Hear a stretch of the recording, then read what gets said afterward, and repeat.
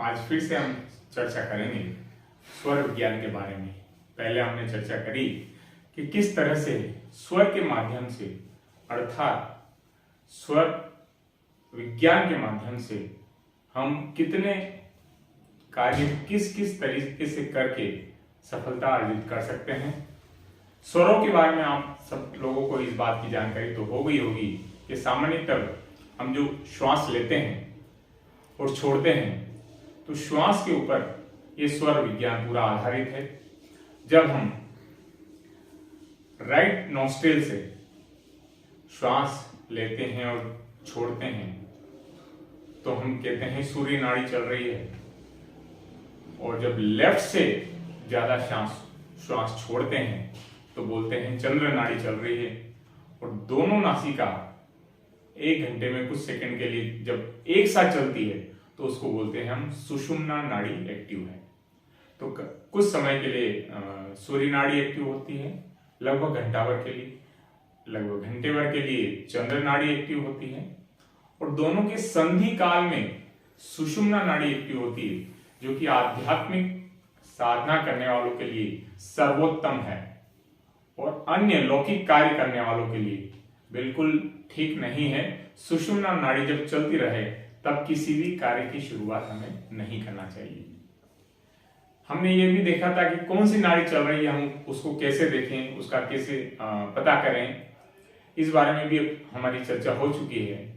अब साथियों, अब कई बार ये समस्या आती है कि हम लोग सोचते हैं कि किस समय कौन सा काम करना है, तो इसके लिए हमारा जो कैलेंडर बना हुआ है, ज्योतिष जिस कैलेंडर का उपयोग करते हैं उसकी मदद से सूर्योदय के समय से एक एक घंटे कौन सा है और उसका कौन सा पहर किस समय क्या कार्य करना है, क्योंकि स्वर के साथ में तत्व जल, अग्नि, वायु, पृथ्वी, ये जो 4 तत्व भी चलते हैं, तो इनका ज्ञान होना भी बड़ा आवश्यक है कि किस समय जब कौन सी नाड़ी चल रही हो, जब कौन सा तत्व एक्टिव हो, तब कौन सा हम काम करें।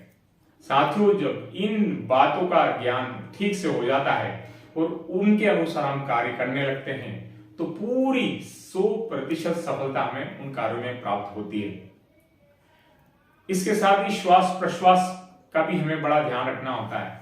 जैसे कई बार आप सुनते हैं, जो हमारे बुजुर्ग लोग कहते थे कि छींक अगर आती है तो रुक जाना चाहिए, जाना नहीं चाहिए, या वो जो भी काम हम करने वाले हो थोड़ी देर के लिए रोक देना चाहिए। इसके पीछे लॉजिक बस इतना ही है कि हम शरीर से श्वास के बाहर निकलने को ठीक नहीं मानते, उसको अपशकुन मानते हैं, और सांस लेने को हम जीवंत मानते हैं। इस कारण से होता क्या है कि जब हम छींकते हैं तो हमारी सारी श्वास बाहर निकल जाती है। वैसी स्थिति में हमें कुछ अगला काम नहीं करना चाहिए। कुछ सेकंड के लिए आप रुकें, वापस से श्वास लें और फिर आप काम अपना कर सकते हैं। एक उदाहरण हम देखें कि कई बार होता है, मंदिर के बारे में मैं चर्चा करना चाहूंगा। थोड़ा सा अलग हटके है लेकिन कनेक्टेड इसी से है कि कई बार आपको सुनने में आता होगा कि घरों के अंदर मंदिर नहीं होना चाहिए। उसके पीछे लॉजिक जो भी रहा हो, लेकिन कुल मिला के ये है कि अगर घर में अगर आपने मंदिर की स्थापना कर रखी है तो पूरी श्रद्धा भाव से उन मूर्तियों की आप वंदना करें। दूसरा मैं बताना चाह रहा था कि जो पुराने मंदिर बने हुए हमारे, उनमें आपने देखा होगा कि उनके गुम्बद बहुत ऊपर ऊपर होते हैं, उनकी छतें 20-30 फीट ऊपर तक रहती है। उसके पीछे कारण इतना ही है कि जब आप मंदिर में जाते हैं तो आपकी वहां पे श्वास की गति बहुत धीमी हो जाती है, उस कारण से मन बड़ा शांत हो जाता है। तो वैसे देखा जाए तो वास्तु का सबसे अधिक अगर कहीं ध्यान रखा जाता है तो मंदिरों में, प्राचीन जितने भी मंदिर बने हुए हैं पूरी तरह से वास्तु का ध्यान रखते हुए और उसके बाद मंदिरों का निर्माण किया गया है।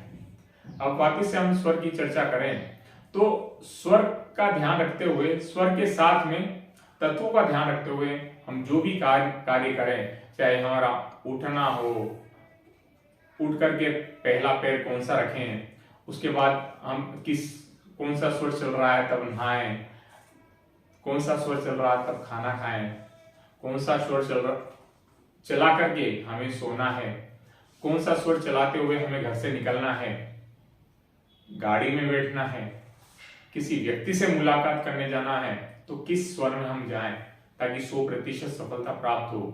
तो ऐसी कई चीजें हैं जो स्वर विज्ञान का हम जैसे जैसे गहराई से अध्ययन करते जाएंगे तो इन सब बातों का ज्ञान हमें मिलता है। इस कारण से हर व्यक्ति के लिए, वैसे तो ये स्कूल में ही पढ़ा दिया जाना चाहिए, लेकिन हर व्यक्ति के लिए स्वर विज्ञान का ज्ञान होना बहुत बहुत जरूरी है। क्योंकि कई बार कई लोग गलत स्वर के चलते, जब गलत तत्व उस वक्त कार्य कर रहा है तब अगर कार्य करते हैं तो सफलता उन्हें प्राप्त होती ही नहीं है। लेकिन जहां इस ज्ञान का पता उन्हें चल जाता है, इस नॉलेज का पता चल जाता है, तो उसके बाद वो जो भी काम करते हैं उसमें सफलता प्राप्त करते हैं। अगली बार हम इस विषय पर और गहराई से चर्चा करेंगे।